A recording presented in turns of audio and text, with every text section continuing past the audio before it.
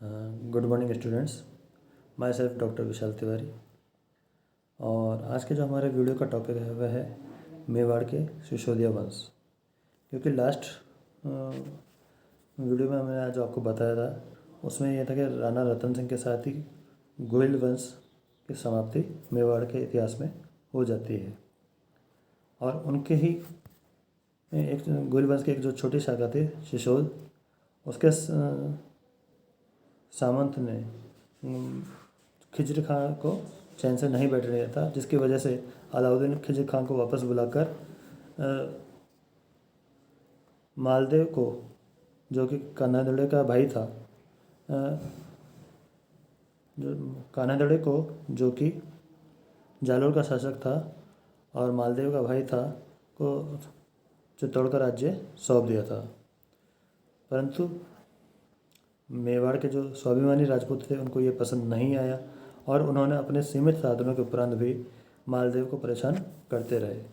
सिसोदिया के सामंत हमीर ने, जिसके दादा लक्ष्मण सिंह अपने 7 पुत्रों से चित्तौड़ दुर्ग की घेराबंदी के दौरान वीरगति को प्राप्त हुआ था, सबसे अधिक परेशान कर रखा था। हमीर ने मालदेव के विरुद्ध अपना संघर्ष जारी रखा। मालदेव ने अपनी पुत्री का विवाह हमीर के साथ करके मैत्रीपूर्ण संबंध स्थापित करने का प्रयास किया। 1321 ईस्वी के आसपास मालदेव की मृत्यु हो गई और उसके कुछ समय बाद ही हमीर ने संपूर्ण मेवाड़ पर अपना अधिकार स्थापित कर लिया। हमीर के पहले चित्तौड़ के गुलवंशी शासक रावल कहलाते थे और हमीर के समय से वे राणा तथा महाराणा कहलाने लगे। चूँकि हमीर सिसोदिया का सामंत था, अतः अब मेवाड़ राजवंश पर सिसोदिया राजवंश के नाम से प्रसिद्ध हुआ। तो अब इस सिसोदिया वंश में कौन कौन से प्रमुख राजा रहे वो तो हम लोग जानते ही हैं, लेकिन उसके बारे में हम आगे बढ़े बात करेंगे।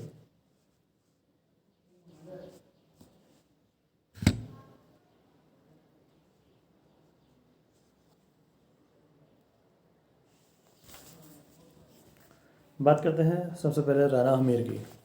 हमीर अपने समय का पराक्रमी, साहसी एवं चतुर शासक सिद्ध हुआ। वे सिसोदिया के सरदार लक्ष्मण सिंह का पोता था। ठीक है। और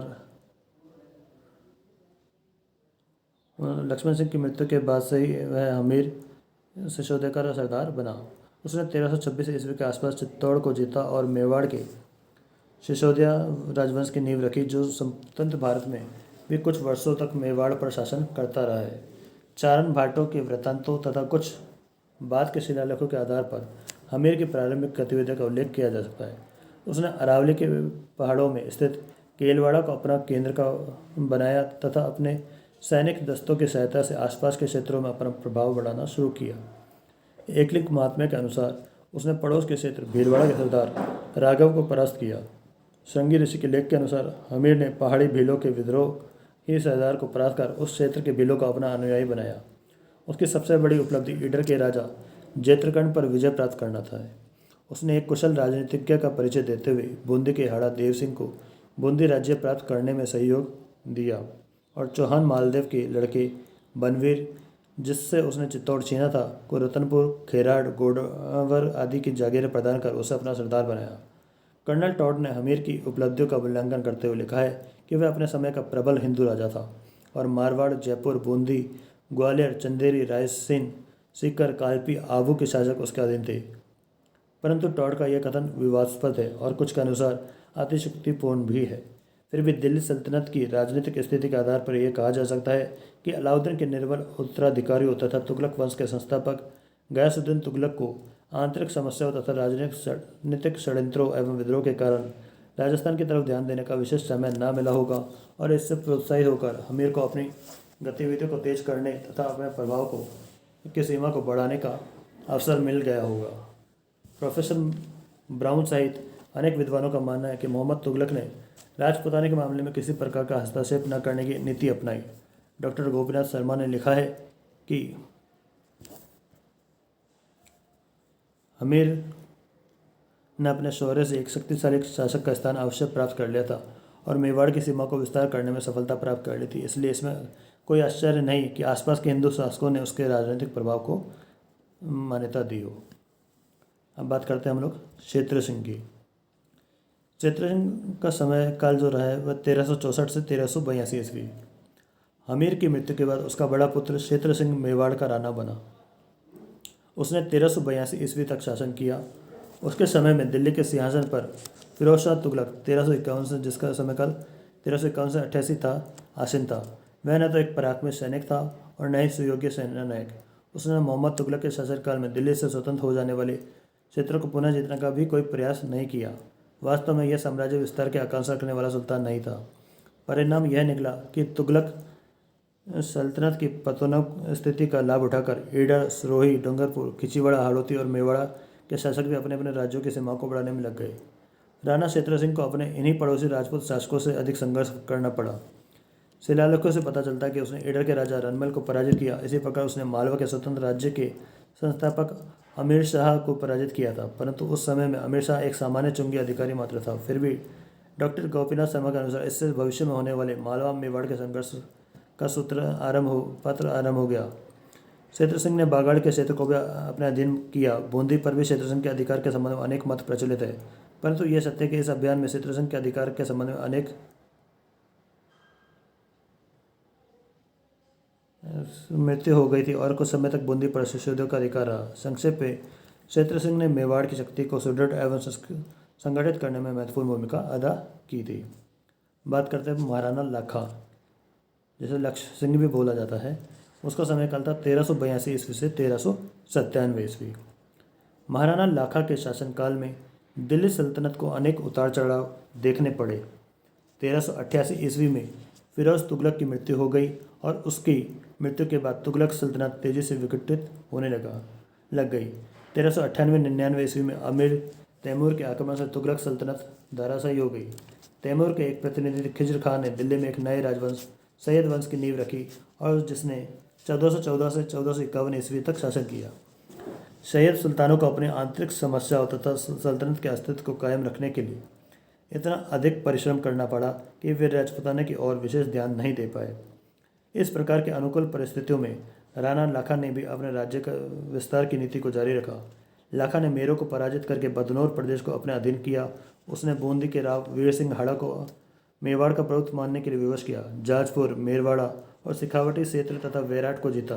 ख्यातों के अनुसार लाखा ने आमेर के निकट साखला राजपूतों को पराजित करके उपयुक्त क्षेत्रों में अपना प्रभुत्व का विस्तार किया था।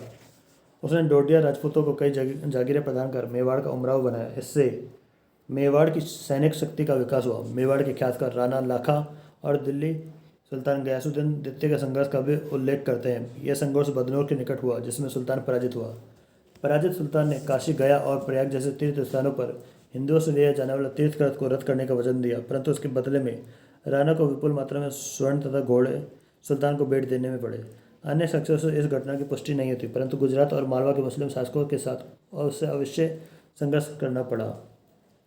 इस समय गुजरात में जफर खान अपनी शक्ति को सुदृढ़ करने में लगा हुआ था और 1396 ईस्वी में उसने मांडलगढ़ पर आक्रमण कर दिया। वह मेवाड़ की बढ़ती हुई शक्ति को अवरुद्ध करना चाहता था, परंतु उसे मांडलगढ़ हस्तगत करने में सफलता नहीं मिली और वह आसपास के क्षेत्रों को लूटकर वापस लौट गया।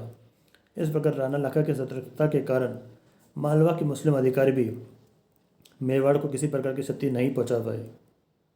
अधिकांश विद्वानों ने राणा लाखा के समय 1382 से 1421 तथा मोक्कल का समय 1421 से 1433 माना है, परंतु यह युक्तिसंगत प्रतीत नहीं था। डॉक्टर उपेंद्र नाथ डे ने लिखा है कि लाखा का शासनकाल 1382 से 1397 ईस्वी तथा मोक्कल का 1397 से 1433 ईस्वी निर्धारित किया है, जो अधिक तर्कसंगत लगता है।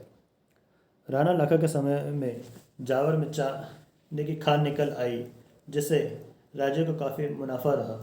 इसलिए लाखा ने मेवाड़ में कई किलों का निर्माण कराया। इसके साथ उसने कई मंदिरों का जीर्णोद्धार भी करवाया। उसी के शासनकाल में उदयपुर की पिछोला झील का बांध बनवाया गया था। उसके निर्माण कार्य से स्पष्ट है कि उसके समय में मेवाड़ की आर्थिक स्थिति पुनः काफ़ी अच्छी हो गई थी। लाखा की वृद्धावस्था में एक महत्वपूर्ण घटना घटित हुई। राणा लाखा का राठौड़ राजकुमारी हंसाबाई मारवाड़ नरेश राव चुंडा की पुत्री तथा रनमल की बहन के साथ में विवाह के संबंध में भिन्न भिन्न वृत्तांत मिलते हैं। संक्षेप में यही कहूँगा कि वृद्ध लाखा ने हंसा के साथ विवाह किया और लाखा के बड़े पुत्र चुंडा को प्रतिज्ञा करनी पड़ी कि यदि हंसाबाई के पुत्र हुआ तो वह मेवाड़ के सिंहासन पर अपने अधिकार को त्याग कर देगा और हंसाबाई का पुत्र ही मेवाड़ का राणा बनेगा। इस विवाह के 13 महीने बाद ही हंसाबाई ने पुत्र को जन्म दिया, जिसका नाम मोकल रखा गया। 1397 ईस्वी में लाखा की मृत्यु के बाद मोकल मेवाड़ का राणा बना। लाखा के शासनकाल में मेवाड़ को दिल्ली सल्तनत के किसी भी बड़े आक्रमण का सामना नहीं करना पड़ा था। अब बात करते हैं मोकल की। 1397 ईस्वी से 1433 ईस्वी। राणा बनते समय मोकल की आयु मात्र 12 वर्ष की थी, अतः लाखा का बड़ा पुत्र चुंडा उसका अभिभावक बना और उसने कुशलतापूर्वक मोकल के नाम पर मेवाड़ का शासन चलाया।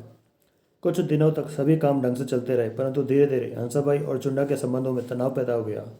हंसाबाई को संदेह होने लगा कि कहीं अवसर मिलने पर चुंडा मेवाड़ सिंहासन को हस्तगत न कर ले। अंत में जब स्थिति असहनीय हो गई तो चुंडा मेवाड़ छोड़कर मांडू में सुल्तान की सेवा में चला गया। इस घटना के संबंध में हंसाबाई और उसके भाई रणमल की भूमिका के संबंध में परस्पर विरोधी विवरण मिलते हैं। मेवाड़ के ख्यातकार तथा वीर विनोद के लेखक श्यामल दास के अनुसार मांडू जाते समय चुंडा राघवदेव के अतिरिक्त अपने सभी भाइयों को अपने साथ ले गया। राघवदेव को मोकल की सुरक्षा के निमित्त चित्तौड़ छोड़ गया था। संभव है कि वह राघवदेव को मेवाड़ दरबार में शिशोदियों के हितों की रक्षा तथा रणमल के बढ़ते हुए प्रभाव को रोकने के लिए छोड़ गया हो। चुंडा के जाने के बाद रणमल की स्थिति सर्वोपरि हो गई। इसमें कोई संदेह नहीं कि रणमल ने महाराणा की निष्ठापूर्वक सेवा की और महाराणा के विरुद्ध उठने वाले विद्रोह का दमन किया, परंतु उसके बढ़ते हुए प्रभाव से सिसोदिया सामंत घबरा उठे और उन्हें ऐसे लगा कि मेवाड़ पर राठौड़ सत्ता स्थापित होने जा रही है। अतः उन्होंने हर संभव उपाय से रणमल को कमजोर बनाने के प्रयास शुरू कर दिए। इस पर रणमल को भी अपने नेतृत्व में राठौड़ सैनिकों की एक शक्तिशाली सेना खड़ी करनी पड़ी, जिसका व्यय मेवाड़ राज्य को उठाना पड़ा। उधर मारवाड़ में रणमल के पिता चुंडा की मृत्यु हो गई और राठौड़ सरदारों ने रणमल के छोटे भाई कान्हा को नया राजा घोषित कर दिया। रणमल ने अपना उत्तराधिकार प्राप्त करने का प्रयास किया, परंतु उसे सफलता नहीं मिली। इस अवसर पर राणा मोकल की तरफ से उसे किसी प्रकार की सहायता नहीं मिली। संयोगवश कान्हा की जल्द ही मृत्यु हो गई और मारवाड़ के सिंहासन के लिए राठौड़ों में गृह युद्ध छिड़ गया। इस बार राणा मोकल ने रणमल को सैनिक सहायता दी और मेवाड़ की सहायता से रणमल मारवाड़ के सिंहासन पर बैठने में सफल रहा। उसने मंडोर को अपना केंद्र बनाकर अपनी शक्ति को सुदृढ़ बनाना शुरू किया। रणमल के चले जाने के बाद मालवा के सुल्तान होशंग शाह ने मेवाड़ के गागरोन दुर्ग पर आक्रमण किया। दुर्ग का रक्षक अचलदास खिची, जो मोकल का संबंधी भी था, लड़ता हुआ मारा गया और गागरोन पर मालवा का अधिकार हो गया। इस प्रकार नागौर के मुस्लिम शासक फिरोज खान से भी मोकल का संघर्ष हुआ, जिसमें मेवाड़ को पराजय का सामना करना पड़ा। परंतु मेवाड़ के शिलालेखों के आधार पर डॉक्टर गोपीनाथ शर्मा ने लिखा कि 1428 ईस्वी के आसपास मोकल ने नागौर के फिरोज खां को रामपुरा के युद्ध में परास्त किया और सांबर देश को रौंदा तथा गुजरात के अहमद शाह को पराजित किया। उसने जाजपुर के किले के घेरे में भी विजय प्राप्त की और हाड़ों के मानमर्दन में सफलता प्राप्त की। परंतु डॉक्टर शर्मा के इस निष्कर्ष के विरुद्ध अन्य साक्ष्यों से जानकारी मिलती है कि बूंदी के हाड़ाओं ने भी मेवाड़ की सीमाओं का अतिक्रमण किया और मांडलगढ़ तक का क्षेत्र अधिकृत कर लिया। गोडावर के क्षेत्र में सिरोही के शासक ने अव्यवस्था फैला रखी थी। इस प्रकार मोकल के शासनकाल में मेवाड़ के प्रभुत्व एवं प्रभाव में कमी आने लग गई थी। ऐसी स्थिति में गुजरात के सुल्तान अहमद शाह ने मेवाड़ पर आक्रमण कर दिया। सुल्तान ने डूंगरपुर, केलवाड़ा और देलवाड़ा के क्षेत्रों में भारी लूटमार की। महाराणा मोकल उसका सामना करने के लिए सेना सहित चित्तौड़ से रवाना हुआ। जब वह जीलवाड़ा के क्षेत्र में गुजरात के क्षेत्र का का आक्रमण रोकने के लिए पड़ाव डाले था, तो उसके दो चाचा और मेरा, जो महाराणा क्षेत्रसेन की अवैध संतान थी, महाराणा मोकल की हत्या कर दी। मोकल की हत्या के संबंध में अलग अलग विवरण मिलते हैं। नैन्सी आदि ख्यातकार इस घटना का विवरण इस ढंग से प्रस्तुत करते हैं कि जिससे रणमल की प्रतिष्ठा में वृद्धि हो। मेवाड़ के ख्यातकार भी अलग अलग विवरण देते हैं। जो भी हो, मोकल को अपने शासनकाल में दिल्ली सल्तनत से संघर्ष नहीं करना पड़ा, परंतु उसके भग्नावशेषों पर उदित नए प्रांतीय मुस्लिम राज्यों के साथ निरंतर संघर्ष करना पड़ा और इस संघर्ष में वह अपने पैतृक राज्य के अधिकांश भाग को सुरक्षित रखने में असफल सिद्ध हुआ।